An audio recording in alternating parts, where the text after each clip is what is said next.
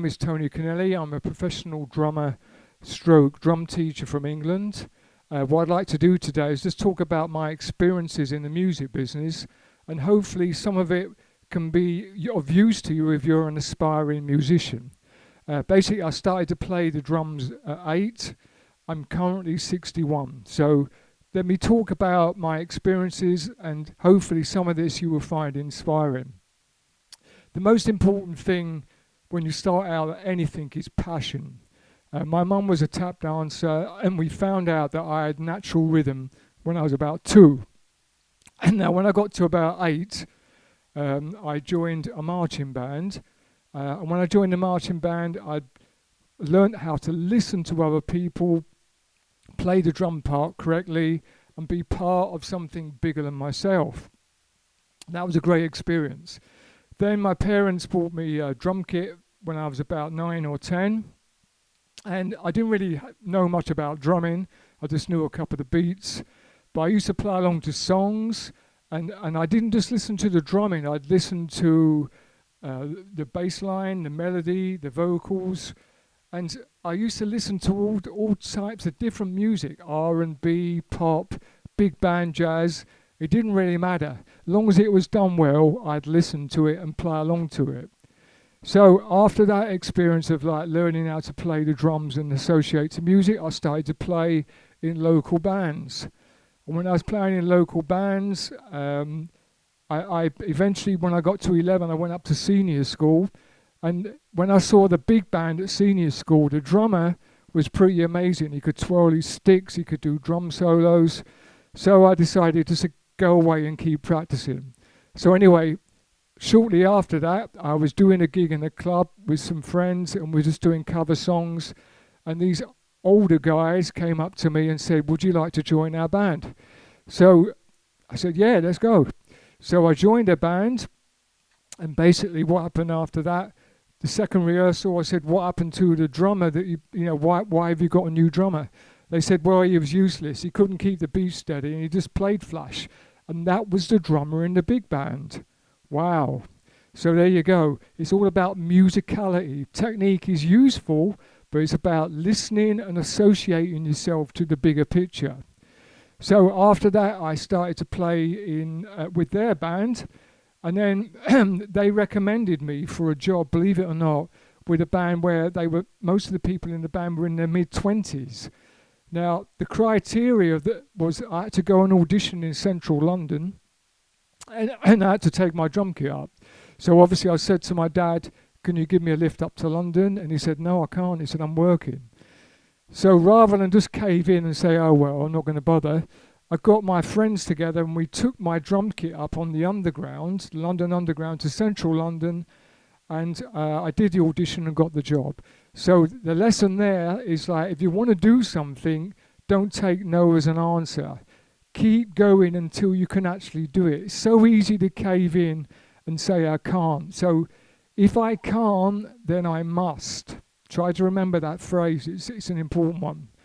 Now, while I was playing with those guys, they recommended me for a gig, and it meant reading music, and I couldn't read music. So I looked for a drum teacher, and I was lucky enough to find Bob Armstrong.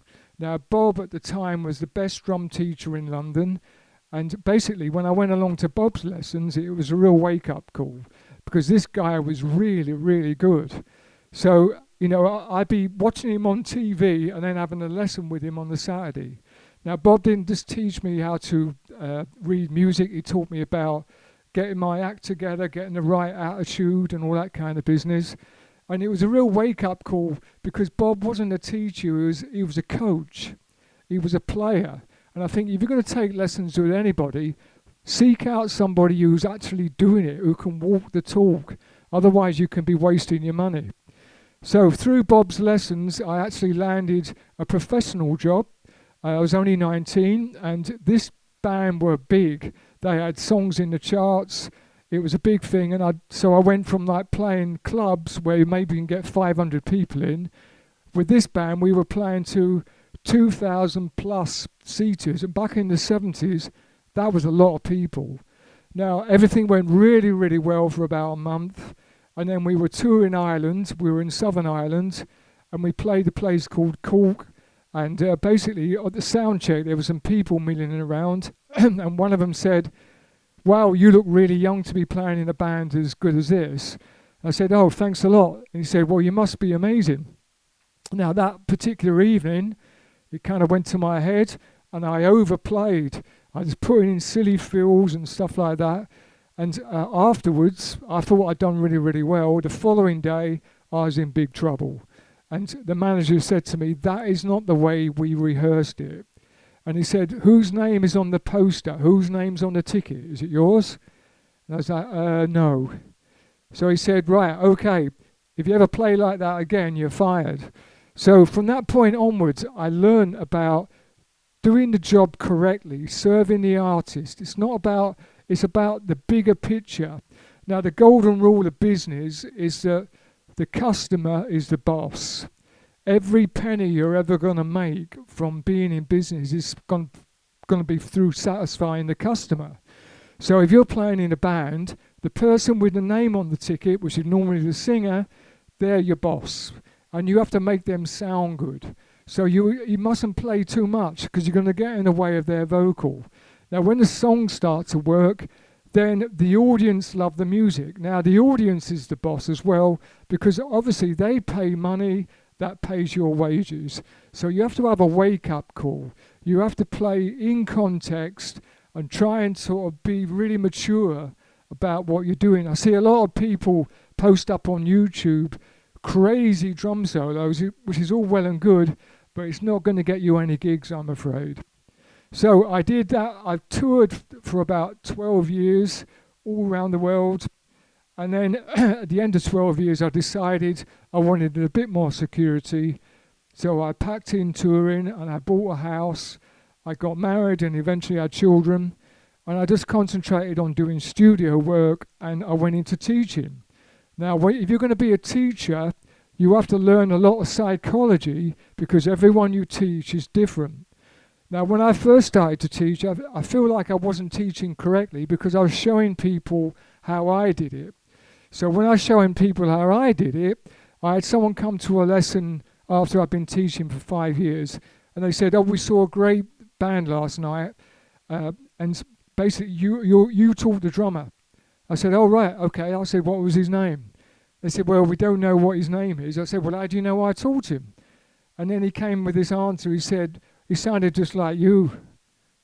Oh, that's bad news. That's not good teaching. So after that, I changed my teaching strategy completely and just started to concentrate on trying to get the individual's voice, trying to get people to find their own voice rather than copying. Now, the golden rule of music is that there are no rules. So when you're going into music, don't sit there.